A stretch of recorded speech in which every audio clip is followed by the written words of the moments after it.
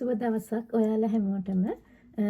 ඇත්තටම ගිය සතියේ දැන් දවස් 10කට විතර පස්සේ මට වීඩියෝ එකක් ගන්න බැරි වුණා. මොකද ගිය මාසේ අපේ අම්මලා UK වලට ආපු නිසා අම්මලාත් එක්ක ගොඩක් එක තැන් වලට UK වල විසිට් කරන්න සිද්ධ වුණා. ඒකත් එක්කම ගොඩක් බිසි වුණා ගිය වීක්ස් කිහිපෙම. ඒක නිසා මම හිතුවා අද ඔයාලත් එක්ක පොඩි වීඩියෝ එකක් කරන්න ඕනේ කියලා. ඇත්තටම මම මුලින්ම ඔයාලා හැමෝටම ගොඩක්ම ස්තුතියි කියලා කියනවා. මොකද මේ වෙද්දි මගේ YouTube channel එකට subscribersලා 1000ක් ඇවිත් තියෙනවා. 1000කට වැඩි ප්‍රමාණයක් ඇවිත් තියෙනවා. ඒ හැමෝ මෙච්චර කාලයක් මගේ YouTube videos බැලුවට සහ ඒවට comment කරාට, share කරාට සහ like කරාට මේ හැමෝටම ගොඩක්ම ස්තුතියි. තවදුරටත් මගේ videos බලන්න කියලා හැමෝටම මම ආදරෙන් ආරාධනා කරනවා. ඇත්තටම මම අද ඔයාලත් එක්ක කියන්න යන දේ මගේ වීඩියෝ එකේ thumbnail එකෙන්ම ඔයාලට බලා ගන්න පුළුවන්. ඇත්තටම මම කතා කරන්න බලාපොරොත්තු වෙන්නේ UK මෙහි මම ගත කරන ජීවිතේ සහ ලංකාවේ මම ගත කරපු ජීවිතේ මට ඇත්තටම එකඟ වෙන්න බැරි දේවල් මම ලයිෆ් එකේ සතුටු වෙන්නේ නැති සමහර තැන් ගැන තමයි මම අද ඔයාලත් එක්ක කතා කරන්න යන්නේ. මොකද ඇත්තටම අපි අවුරුදු ගාණක් අවුරුදු 28ක්ම මම ලංකාවේ ජීවත් වෙලා එකපාරටම මේ වගේ රටකට ආවට පස්සේ අපිට උනත් අපේ අර පරණ පුරුදු සහ පරණ දේවල් අපිට කවදාවත් අමතක කරන්න බෑ. ඒව අපි මැරෙන තුරාටම අපිට සමහර වෙලාවට ඒව අමතක කරන්න බෑ, රිජෙක්ට් කරන්න බෑ. ඒ තරම් අපි ඒවත් එක්ක ගොඩාක් වෙලාට සමීපයි. ඉතින් මම අද කියන්න යන්නේ මොන වගේ තැන්වලදීද මම ගොඩක්ම ස්ට්‍රෙස් වුණේ සහ මම අකමැති දේවල් මේ ජීවිතේ ලයිෆ් එක ලංකාවත් එක්ක කම්පෙයාර් කරද්දි දැන් ඇත්තටම ඔයාලා කියන්න එපා ඇයි ඔයා මෙච්චර දේවල් මේ වීඩියෝ එකේ කියද්දි ඇයි ඔයා මෙහි රටට මේ වගේ රටකට එන්න තීරණය කරේ ඔයාට පුළුවන් වුණා නේද ලංකාවට වෙලා ඉන්න කියලා. ඒත් ඇත්තටම මේක මගේ පොඩි කාලේ ඉඳන් තිබුණු ටාගට් එකක්, ගෝල් එකක්. කොහොම හරි ඩිග්‍රී එක කරලා වෙන රටකින් ඉන්ටර්නැෂනල් ඩිග්‍රී එකක් අරගෙන එහි පොඩ්ඩක් ඒ එක්ස්පීරියන්ස් එක ගන්න ඕනේ, එහි සෙටල් වෙන්න ඕනේ කියන එක පොඩි කාලේ ඉඳන් තිබුණු ගෝල් එකක්. ඒ ගෝල් එක අචීව් කරගන්න ඕන නිසා ඒකට ටික් එකක් දාගන්න ඕන නිසා ගතපු තීරණයක් මේක. ඒක එක්ස්පීරියන්ස් කරන්න ඕන නිසා ගතපු ඩිසිෂන් එකක්. එතකොට ඇත්තටම මේ වගේ රිස්ක් එකක් අරගෙන මේ වගේ රටකට එන්න ඇත්තටම අපිට ලොකු ගැට් එකක් තියෙනවා. ලොකු ස්ට්‍රෝං වෙන්න ඕනේ අපි එහෙම ඩිසිෂන් එකක් ගන්න. ඇත්තටම මම ඒ සම්බන්ධව මගේ පර්සනැලිටි එක සම්බන්ධව මගේ හස්බන්ඩ්ට තිබුණ පර්සනැලිටි එක සම්බන්ධව ගොඩක්ම සතුටු වෙනවා. මේ වගේ ඩිසිෂන් එකක් අරගෙන අපි මේ වගේ රටක් එක්ස්පීරියන්ස් කරන්න මෙහි ජීවත් වෙන්න ගත්තපු ඩිසිෂන් එකට. හැබැයි මේ ඩිසිෂන් එක අපි ලංකාවේදී ගන්නකොට අපි මෙහි කන්ඩිෂන්ස් මෙහි සිටුේෂන්ස් මොකක්වත් දන්නේ නැහැ. අපිට ඒක අපේ රියල් ලයිෆ් එකෙන් එක්ස්පීරියන්ස් කරද්දිම තමයි කොච්චරයි අපිට කිව්වත් අපි ඒක අපේ රියල් ලයිෆ් එකෙන් එක්ස්පීරියන්ස් කරනකොට තමයි අපිට ඒකේ වෙනස ගොඩක්ම තේරෙන්නේ. අන්නේ මට දැනුණු වෙනස්කම් ගැන කියන්න තමයි අද මම මේ වීඩියෝ එක ඔයාලත් එක්ක ගෙනාවේ. මං හිතනවා ඔයාලා මේ වීඩියෝ එක දිගටම බලයි කියලා. දිගටම මේ වීඩියෝ එකත් එක්ක රැඳී කියලා. ඇත්තටම මම ඔයාලත් එක්ක මුලින්ම කියන්න යන්නේ ඇත්තටම මේක මම මෙහි ගොඩක්ම අකමැති දෙයක් සම්බන්ධව. ඒ තමයි මෙහි තියෙන social connections සම්බන්ධව. මෙහි social connections ගත්තට පස්සේ ඒක හරියම වෙනස් ලංකාවේ අපි ගත කරපු ලයිෆ් එකත් එක්ක. මම මේක මෙහෙම උදාහරණයකින් කියන්න. අප්‍රේල් මාසවලට විශේෂයෙන්ම අපි අවුරුද්ද සමරනවා. අපි පහුගිය අවුරුදු ගාණක් අවුරුදු 28ක් තිස්සේම මම ලංකාවේ හිටපු හැම අවුරුද්දකම අපේ ගෙවල් වල හරි සාම්ප්‍රදායික විදියට ඒ චාරිත්‍ර වාරිත්‍ර කරලා අවුරුද්ද සැමරුවා. හැබැයි මට මෙහි ආපු අවුරුදු දෙකටම ගිය මේ අවුරුද්ද මට පොඩ්ඩක් සුවිශේෂී අපේ අම්මලා ආපු නිසා අපි චාරිත්‍ර වාරිත්‍ර කරා. හැබැයි ගිය අවුරුද්ද එහෙම චාරිත්‍ර වාරිත්‍ර මට කරන්න හම්බුන්නේ නැහැ. එහෙම රිලේෂන්ස්ලා එක්ක එකතු වෙලා ඒ ෆීලින් එක ඇත්තටම අපි මේ අවුරුද්දේ අපේ අම්මලා තාත්තලා එක්ක අවුරුද්ද සැමරුවත් ඒ රියල් ෆීලින් එක ලංකාවේදී ඒ අවුරුදු සමරන ෆීලින් එක අපිට මෙහෙදි සමරන්න බෑ. ඒ ෆීලින් එක එන්නේ නැහැ. ඒක ලොකු අඩුපාඩුවක් මට හිතුණු දැනුණ. ඒ වගේම තමයි හිතන්න අපි මැයි ජූනි වගේ මාසවලදී අපිට අනිවාර්යයෙන්ම වෙඩින් ඉන්විටේෂන්ස් ලැබෙනවා.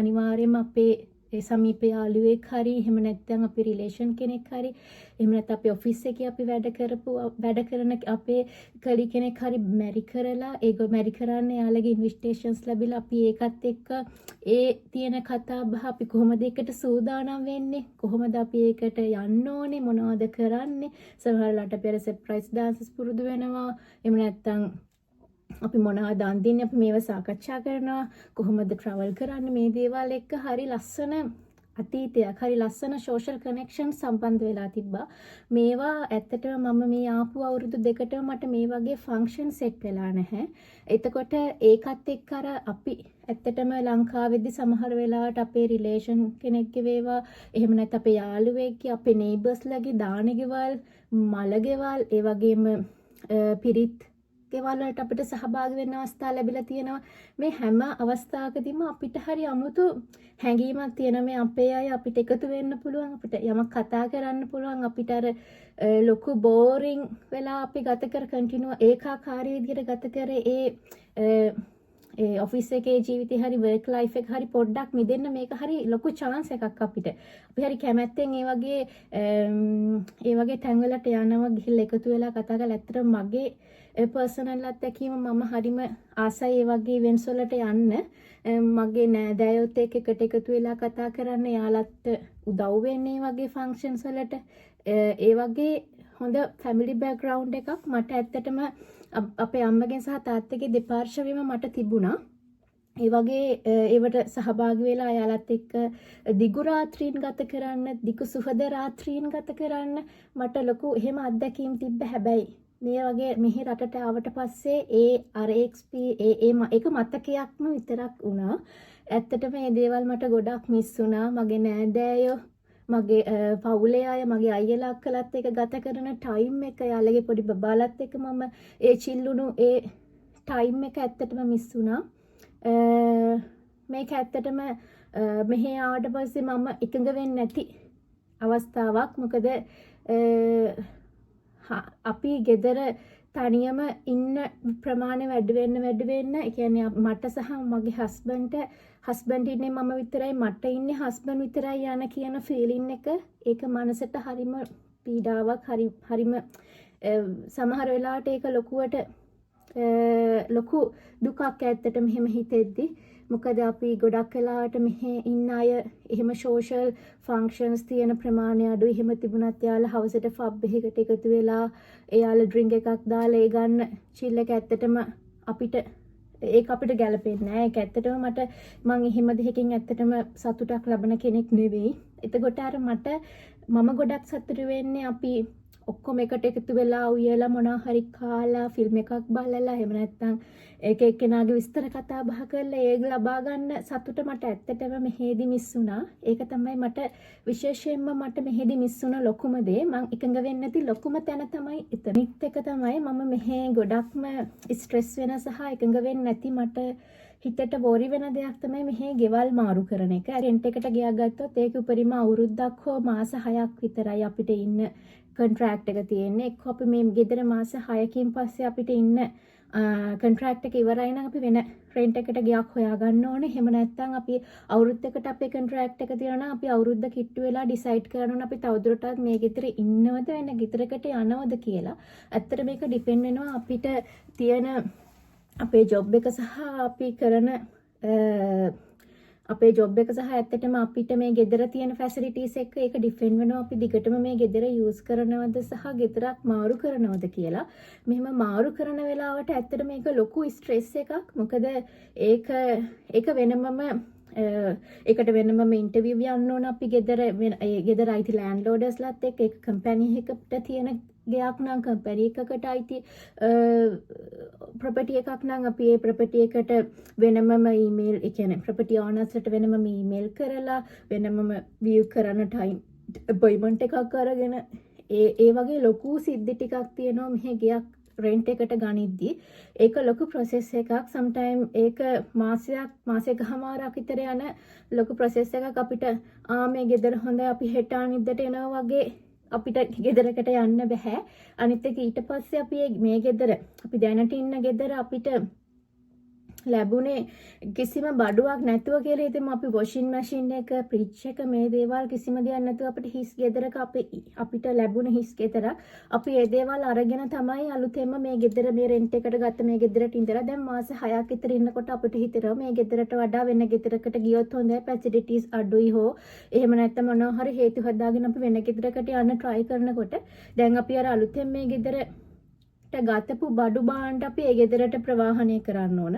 ලංකාවේදී නම් ඇත්තටම අපිට ලොරියකට කතා කරලා නැත්නම් මොකක් හරි ට්‍රක් එකකට කතා කරලා අපේ තාත්තගේ හරි නැත්නම් හස්බන්ඩ්ගේ යාළුවෝ ටිකක් එකතු කරගෙන අපිට මේ දේවල් පහසුවෙන් අපිට සපෝට් එකට ඇත්තටම කට්ටිය ලංකාවේ ඕන තරම් ඉන්නවා මේ වගේ දෙයකට එකතු වෙලා අපිට උදව් කරන්න.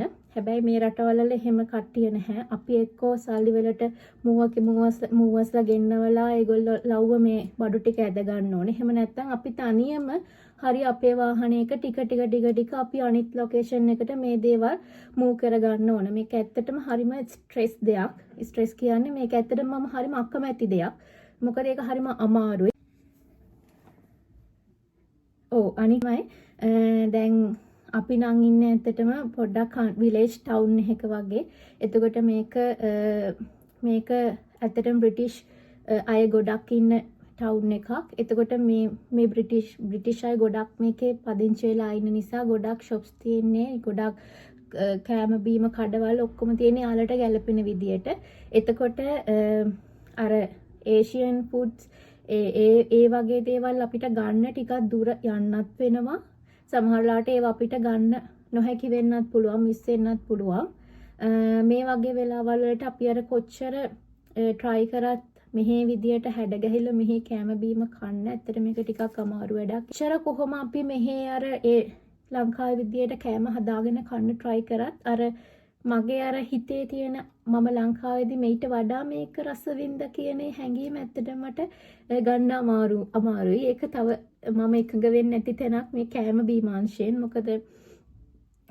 මොකද අපි අර ලංකාවේ අපේ ගෙදර හරි ඒ කුස්සී හරි උයලා ඒ මැටි වළඳවල කාලා බීලා ඒ ලැබෙන ඒ ආස්වාදය ඒ හැඟීම අපිට ඇත්තටම මෙහි ලංකාවේ මෙහෙට ඇවිල්ලා ඒ කැම බීම ඒ ලෙවලු අපිට ඒ විදිහටම කොහෙන් හරි ඒෂියන් කඩේකින් අරගෙන උයලා කෑවත් අර ඒ හැඟීම ඇත්තටම එන්නේ නැහැ. ඒක නිසා ඒ සම්බන්ධයෙන්ුත් මම සමහර වෙලාවට එකක වෙන්නේ නැහැ. සමහර කැම බීම සම්බන්ධයෙන් මට මිස් වෙච්ච ගොඩක් කැම බීම තියෙනවා. ලංකාවේ මම ඇත්තටම කන්න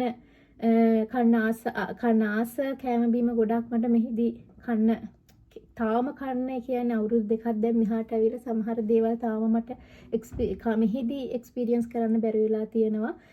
ලංකාවේ නිතරම කාපු දේවල් ලංකාවේ රහට හදලා එලි වෙනකන් අර තරලිපක තැප්පි හදපු අර ඇඹුලක් පොලොස් ව්‍යංජනයක් වගේ එකක් මෙහිදී කවදාවත් ඒ රසට ඒ නැවුම් රසට මෙහිදී අපිට කැමට ගන්න ලැබෙන්නේ නැහැ. ඒක තමයි ඇත්තම කතාව. කවුරු මොනවා කිව්වත් ඒක තමයි ඇත්තම සෑඩ් ස්ටෝරි එක කැම් බීම ඇතින් පිටරට කාවට පස්සේ අපිට අත්විඳින්න වෙන ඒක මම හිතනවා මට විතරක් නෙමෙයි මේ වගේ රටකට ආපු මේ රටට විතරක් නෙමෙයි යුරෝපේ ඕනම රටකට එහෙම නැත්නම් කැනඩා ඕස්ට්‍රේලියා නිව්සීලන්ත මේ වගේ බැද පෙරදික අපේ රට හැර අනිත් හැම රටකටම ගියපු හැමෝටම තියෙන පොදු ප්‍රශ්නයක් විදියට මට හිතෙනවා අපේ මනස අපිටම එකඟ වෙන්නේ නැති අවස්ථාවක් තමයි අපේ ලංකාවේ අපේ කැම් බීම අපිට මිස් වුණා කියන එක. ඒක මටත් ඒ විදිහටම දැනෙනවා. මං හිතනවා ඔයාලටත් ඒක ඒ විදිහටම දැනෙනවා ඇති කියලා. ඔයාලා එහෙම හිතනවා නම් කමෙන්ට් කරන්න. ඔයාලගේ අදහස කොහොමද කියලා. ඔයාලා ඒ රසයේ විදිහටම විඳිනවද කියලා. ඉතින් මං හිතනවා මට මෙච්චර කාලයක් මම සාමාන්‍යයෙන් මේ රටකට ඇවිල්ලා බොරි වෙන දේවල් ටික මම ඔයාලත් එක්ක සාකච්ඡා කරා කියලා ගොඩක් දේවල් සමහරවට මිස් වෙන්න පුළුවන්. මට මේ වෙලාවේ මේ වීඩියෝ එකට මතක් වෙන ටික තමයි මම ඔයාලත් එක්ක කිව්වේ. ඇත්තටම ඔයාලා මගේ මේ වීඩියෝ එකට කැමති නම් ඔයාලා මගේ channel එක subscribe කරන්න. මාත් එක්ක දිගටම රැඳී ඉන්න. ඇත්තටම මම හිතනවා මේ වීඩියෝ එකෙන් එට එන්නින්න අයට පොඩි අවබෝධයක් එන්නේ නැති කියලා. ඇත්තටම මිස්අන්ඩර්ස්ටෑන්ඩ් කරන්න එපා. මම ඔයාලව මිස්කරේජ් කරනවා නෙවෙයි. මේක තමයි ඇත්තම තත්ත්වය. ඒ කියන්නේ අපි ගොඩක් හොඳ දේවල් අතර නරක දේවලුත් තියෙන්න පුළුවන්. හැමදාම හොඳ කතා කරනවට වඩා සමහර නරක දේවල් අපි එකඟ වෙන්නේ නැති දේවල් කතා කරන එකෙන් ඔයාලට පොඩි අත්දැකීමක් ගන්න පුළුවන්. ඔයාලට කල්තියා පොඩ්ඩක් හිත හදා ගන්න පුළුවන් මේ වගේ දේවල් මේ විදියට අපිට අත්විඳින්න වුණොත් ඒක නෝමල්, ඒක සාමාන්‍යයි මේ වගේ රටකට ආවට පස්සේ කියලා ගොඩාක් මානසික වැටෙන්නේ නැතුව ස්ට්‍රෙස් වෙන්නේ නැතුව මේ වගේ දේවල් මැනේජ් කරගන්න පුළුවන්. එතකොට ඒක නිසා තමයි මේ වීඩියෝ එක ගෙනාවේ. ඇත්තටම මෙහෙට ඉන්න අයට සහ මෙහෙ ඉන්න අය හැමෝටම මම ආයෙම කියනවා ඔයාලා මේ වීඩියෝ එක බලලා කැමති නම් මගේ channel එක subscribe කරන්න. ඔයාලා හැමෝටම සුබ දවසක්. හැමෝම සතුටින් ආරක්ෂිතව පරිස්සමට ඉන්න.